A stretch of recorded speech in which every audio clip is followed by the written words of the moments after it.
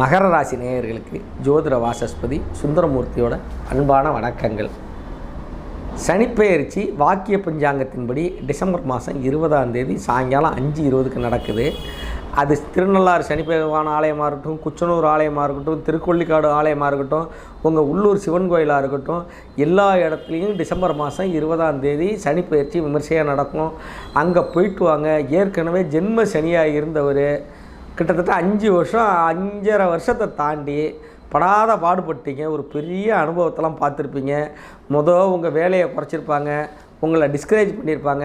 அப்புறம் வேலையே போயிருக்கும், பணி சுமை அதிகரித்து காணப்படும், பொருளாதார பிரச்சனை இருந்திருக்கும், கப்புள்ஸ்குள்ளே பிரச்சனை தேவையில்லாமல் வந்துக்கிட்டு போயிருந்திருக்கும், சண்டை சச்சரவு இருந்திருக்கும், வீண் விரயம் ஆகியிருந்திருக்கும், வீட்டில் பராமரிக்காத செலவு வாங்கியிருப்பீங்க, கடனை வாங்கி ஒரு சுபகாரியம் பண்ணியிருப்பீங்க.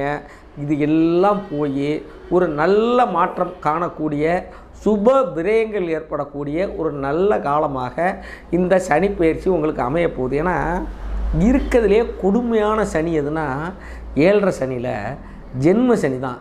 நெஞ்சில் ஒரு 1000 கிலோ கல்லை தூக்கி வச்ச மாதிரி பிரச்சனையை சொல்ல முடியாமல், மூச்சு விட முடியாமல், மெல்லவும் முடியாமல் அப்படியே கடந்து தவிச்சுக்கிட்டு இருந்திருப்பீங்க.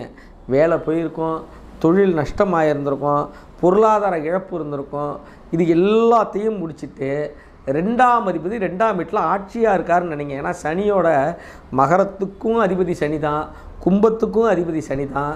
கும்பம் 2ஆவது வீடு. இந்த கும்பத்திற்கு சனி வரும்பொழுது சுப விரயங்களாக ஏற்படும். உங்களுக்கு எதிர்பாராத திடீர் செலவுகள் அதிர்ஷ்ட செலவுகளாக அமையும். இன்றைக்கி நீங்கள் பண்ணுற செலவு நாளைக்கு உங்களுக்கு பெரிய ரிட்டர்ன் வர அளவுக்கு இருக்கும். அதனால் பல்ல கடிச்சிட்டு ஓட்டுங்க. இவ்வளோ நாளாக இதாகிட்டீங்க, ஒரு 5.5 வருஷம் படாத பாடுபட்டீங்க. கணவன் மனைவிக்குள்ளே புரிந்து கொள்ள நடவடிக்கை எடுங்கள். வீணாக யாரை பற்றி எதுவும் பேச்சை குறைங்க.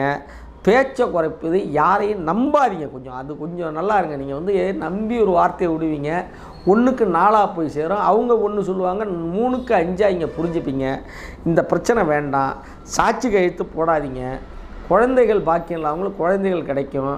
கண்டிப்பாக நம்பிக்கையோடு காத்திருங்கள். வார்த்தைகளில் கவனமாக இருங்க. உங்களுக்கு சாட்சி கையெழுத்து பொதுவாக யாரையும் நம்பி சாட்சி கையெழுத்து போடாதீங்க. ஆன்லைன் கேமை பற்றி ஒன்று சொல்லியே ஆகணும். உங்களுக்கு இப்போ இந்த கேமுக்கு 2000 ரூபா முதல் பரிசு, உங்களுக்கு போனஸ் 25,000 ரூபா கொடுத்துருக்கோம்பாங்க. கடனை இழுத்து விட்டுரும். ஏன்னா 2ல் போய் சனி இருக்கும்பொழுது உங்களோட பொருளாதாரத்தில் கை வைப்பாப்பில், வீட்டில் பிரச்சனையாக்குவாப்பில். ஏன்னா நல்லா நினச்சிங்க, மகரத்துக்கு 4ல் இப்போ குரு இருக்கார். 12ஆம் அதிபதி 4ல் இருக்கும்போது குடும்ப சம்பந்தமான இழப்பு வர்றதுக்கு வாய்ப்பு இருக்குது சார். கொஞ்சம் கோச்சிக்காமல் ஜாக்கிரதையாக இருங்க.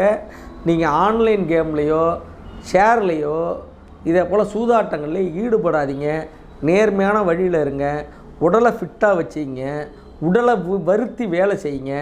1க்கு பல முறை யோசித்து வேலையை செய்யுங்க. குடும்பத்தில் விட்டு கொடுத்து போகிற தன்மையை வளர்த்துங்க. அதுதான் முக்கியம்.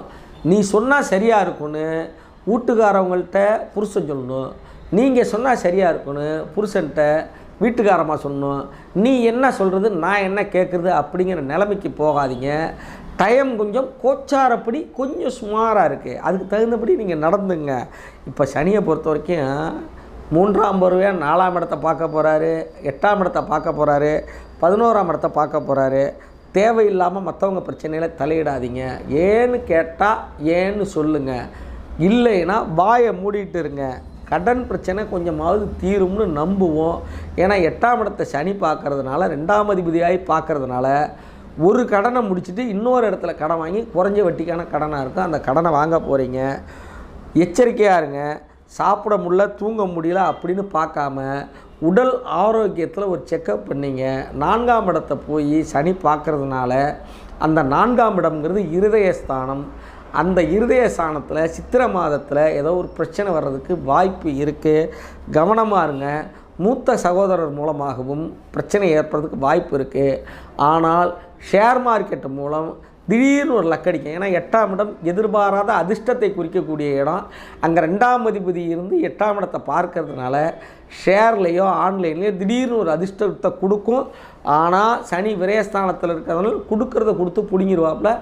அதனால் அதுக்கு ஆசைப்படாதீங்க. உங்களுக்கு எளிய பரிகாரம் சொல்கிறேன், கேட்டுங்க.